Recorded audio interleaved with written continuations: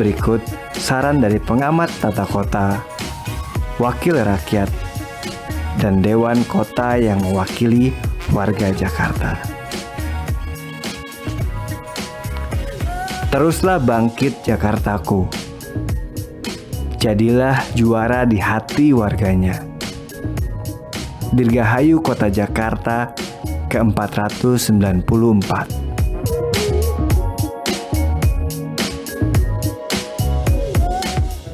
Kalau musim hujan kita kelebihan air, musim kemarau kita kekeringan.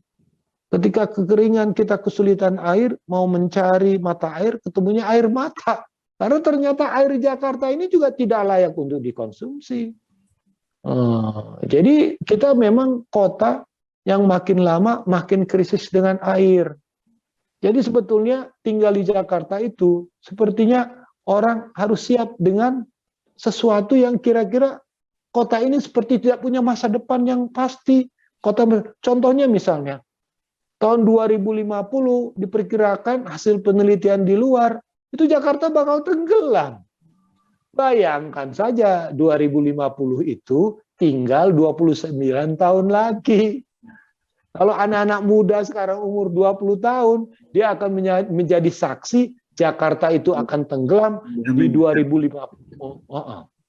Karena itu penelitian sudah dipublis di jurnal internasional, bahkan sudah ada yang mempublish, bahkan peneliti-peneliti kita sudah mengatakan kita prediksi 2045 atau 2050 kota ini bakal tenggelam. Otomatis sepertinya orang juga menjadi menghadapi ketidakpastian.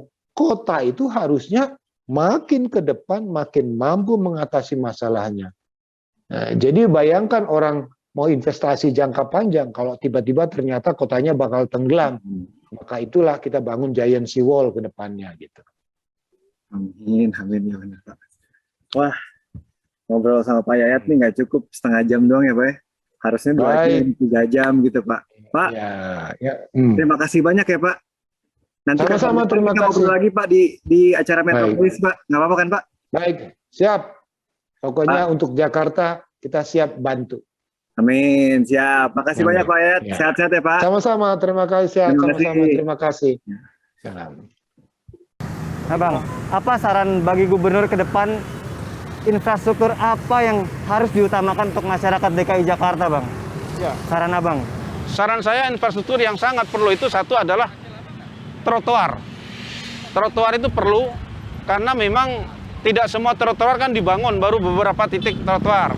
Saya kira trotoar itu sangat penting karena untuk pejalan kaki. Pas yang kedua, jembatan. Jembatan penyeberangan, baik yang menghubungkan anak sekolah dengan SD ataupun yang lain, itu perlu karena memang banyak masyarakat ataupun juga yang sekolah itu terlalu jauh muternya. Pas yang ketiga, jembatan-jembatan layang kayak model flyover di Cakung ataupun juga flyover Lenteng Agung saya kira perlu untuk mengurangi kemacetan di Jakarta. Jadi yang seperti itu Bang ya, yang masyarakat perlukan, yang mengurangi kemacetan. Seperti itu. Saya setuju banget itu. Bang, terakhir Bang, bendungan, pengendalian banjir dan normalisasi Bang. Menurut Abang gimana Bang? Bendungan itu perlu karena memang walau bagaimanapun DKI ini kan rawan banjir.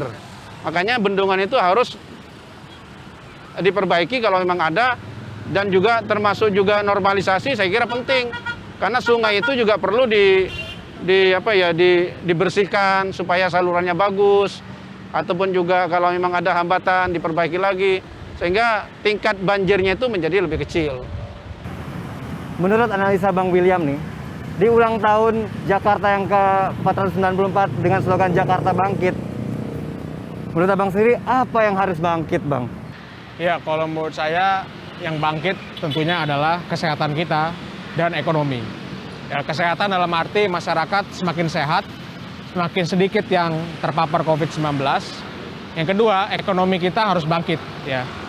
Artinya sektor-sektor pariwisata, perhotelan itu harus bangkit dan bisa kembali bekerja secara normal. Nah inilah yang menurut saya harapan kita semua di ulang tahun Jakarta yang ke-494 ya, agar kita bisa menang dari COVID-19. Amin, amin, amin, amin. Bang, sedikit komentar nih.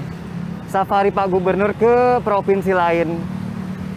Sinyal politik apa tuh Bang yang ada di situ Bang? Ya menurut saya beliau harus fokus dulu lah kerja di Provinsi DKI Jakarta ya. Saya pernah mengatakan bahwa kalau beliau sukses di DKI Jakarta, beliau pasti akan mudah menjadi presiden. Kalau beliau gagal di Jakarta, beliau akan sulit untuk jadi presiden. Jadi menurut saya fokus saja kepada meningkatkan kinerja daripada pergi keluar kota yang menurut saya bisa diduga juga safari politik gitu. Jadi menurut saya lebih baik fokuskan tingkatkan kinerja agar nanti Pak Anies ini mulus jadi presiden. Kalau menurut saya sekarang masih sulit untuk jadi presiden. Seperti itu. Masih jauh Bang, berarti Bapak Gubernur harus fokuskan dulu ke Jakarta, baru mengurusin Betul, urusan kalau lain. Jakarta ini sukses, pasti beliau juga akan dipercaya di level nasional begitu.